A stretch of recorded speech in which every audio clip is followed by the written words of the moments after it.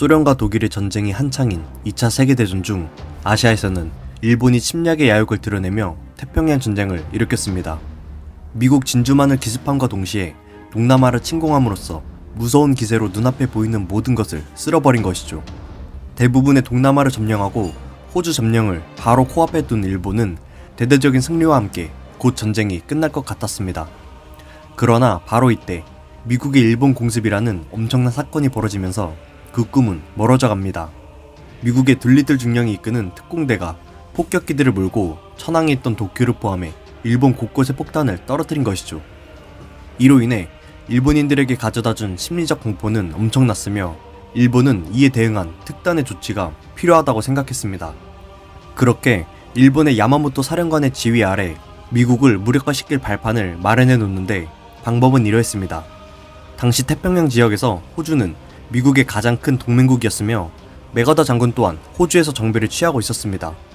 일본은 호주와 미국이 연결된 보급로를 완전히 끊어버려 고립시키고 진주만 공격 때 놓친 미국 항모를 이 전쟁판으로 유인하여 격파하기로 정하였습니다. 그런데 일본은 해군만으로는 호주를 점령하기가 불가능했기 때문에 호주 가까이에 있는 툴라기 섬과 포트 모르즈비를 장악하여 견제망을 완성시키는 모 작전을 세웁니다. 이 작전이 성공적으로 끝나고 하와이 근처 미드웨이에서 미군을 전부 경멸하기만 한다면 태평양 전쟁을 유리한 국면으로 이끌어갈 것이라 판단한 것입니다. 1942년 4월 18일 야마모토 사령관은 일본의 병력을 싣고 툴라기와 포트 모르즈비를 공격하는 상륙 작전을 명령했습니다. 한편 미국은 이러한 일본군의 작전들을 거의 다 파악하고 있었으며 일본군의 무선과 메시지 분석에 성공하여 일본이 곧 상륙 작전을 펼칠 것을 알아차리게 됩니다. 호주마저 일본의 손에 넘어간다면 상황이 매우 불리해질 것이라 판단한 미국의 니미츠 제독은 플래처 제독과 함께 어떻게든 이것을 저지하고자 항모 요크타운과 렉싱턴을 포함한 대규모 함대를 동원시켜 산호해를 급행하라고 명령합니다. 물론 일본도 어느 정도 미국의 공격을 예상하고 있었죠. 그렇게 양측의 항공모함 기동부대가 전속력으로 산호해로 항진하였으며 이 넓은 곳에 서로 정확히 어느 방향에서 어느 속도로 오는지는 모르고 있었습니다. 막연하게 산호해로 향한다는 것만 알고 있었으며 적을 먼저 찾아 선제 공격하는 쪽이 유리한 상황인 것이죠. 그리고 이들은 단지 130km 밖에 되지 않을 만큼 근접해 있었지만 양쪽 다 이 사실을 몰랐던 것입니다. 1942년 5월 1일 모 작전에 의해 일본 함대가 툴라기 섬을 공격하기 시작했습니다. 이곳에는 호주군이 주둔하고 있었는데 너무 무방비 상태였기 때문에 일본군에게 속수무책으로 무너지고 맙니다. 이 무렵 미국은 이곳에 정찰기를 파견하여서 수색을 한 결과 툴라기에 정박하고 있는 일본 함대를 발견하게 되지만 미국의 함대는 급유를 받는 중이라 당장 반격할 수 없었습니다. 그리고 3일 뒤 급유를 마친 미 기동함대가 툴라기에 접근하고 60기의 급강화 폭격기와 내격기를 세 파로 나눠 출동시켰으며 기습 공격을 가해 일본 함대에 큰 피해를 입히는데 성공합니다. 참고로 양 국가는 이 전투에 수십 대의 전투기와 폭격기를 실을 수 있는 항모를 끌고 나왔는데 이것을 누가 먼저 파괴하느냐가 이번 전투의 가장 핵심 목표였습니다. 공격 항공기들을 싣고 다니는 항모를 파괴해야 상대방을 무력화하는데 유리하기 때문이죠. 문제는 미국의 툴라기 공습 작전은 나름 성공적이었지만 가장 중요한 목표물인 일본 항모가 여기에 없었습니다. 항모 격파에 실패한 미국은 본의 아니게 일본에게 자신들이 출현한 사실을 알려준 꼴이 돼버린 것이죠. 미국의 기습을 눈치채지 못하고 당하기만 한 일본의 사령관은 툴라기 섬 근처에 있는 미 항모들을 모조리 찾아 경멸하라고 명령합니다. 그렇게 일본과 미국은 정찰기로 띄워 산호해 상공에서 서로의 목표물인 항모를 선제 공격하기 위해 수색 작전이 시작됩니다. 양측의 지휘관인 타카기와 플래처는 피를 말리며 정찰기들을 사방으로 보냅니다. 이들은 상대방을 먼저 찾는 쪽이 승기를 가져올 수 있다는 것을 잘 알고 있었던 것이죠. 5월 7일 일본군에게 공격 찬스가 오게 됩니다. 적 항모 발견이라는 무선보고를 받고 일본은 78기의 공격기를 띄워 급히 출격시켰습니다. 하지만 상황은 엉뚱한 방향으로 전개되어 갔습니다. 공격기를 출격시킨 지 불과 몇 분 만에 다른 해상에서 미국의 항공모함들이 발견됐기 때문이죠.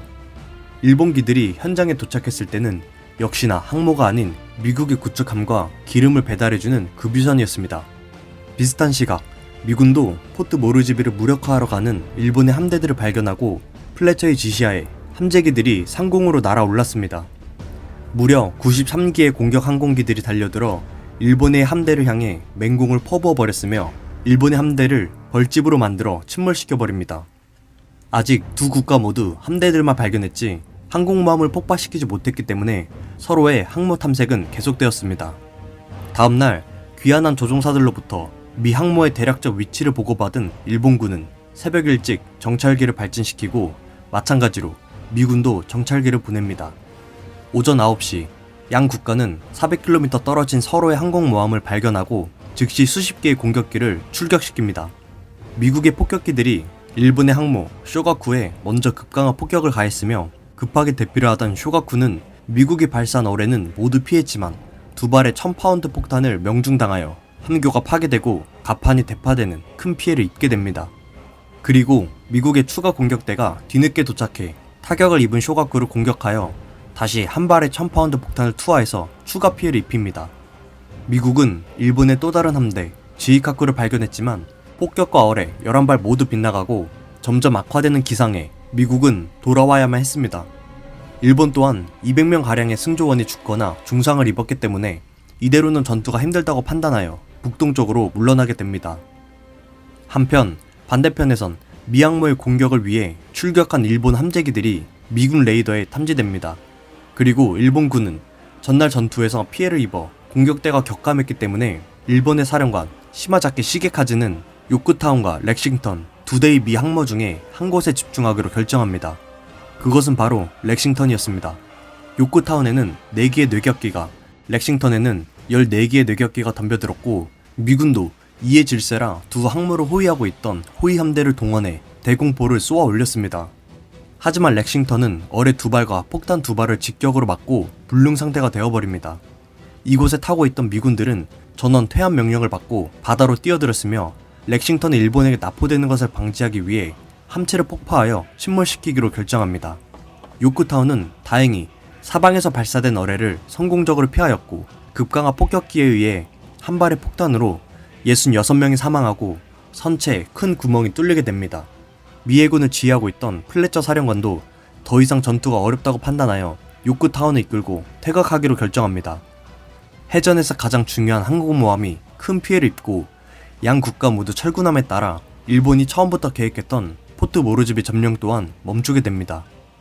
일본이 무방비 상태의 포트 모르즈비를 점령할 수 있는 기회이기도 하지만 사실 일본 본토 공습을 마치고 온 미국의 엔터프라이즈와 호네토가 지원을 오고 있었기 때문이죠. 산호해 해전은 예전처럼 함대끼리의 포격전이 아닌 항공모함이 전투기를 실어 전투기와 함재기들의 싸움으로 이전까지의 해전의 틀을 완전히 바꿔버리게 됩니다. 그리고 1942년 6월 미국의 모든 항모를 침몰시켜 미국을 협상 테이블로 끌어내기 위한 일본의 미드웨이 공격이 시작됩니다.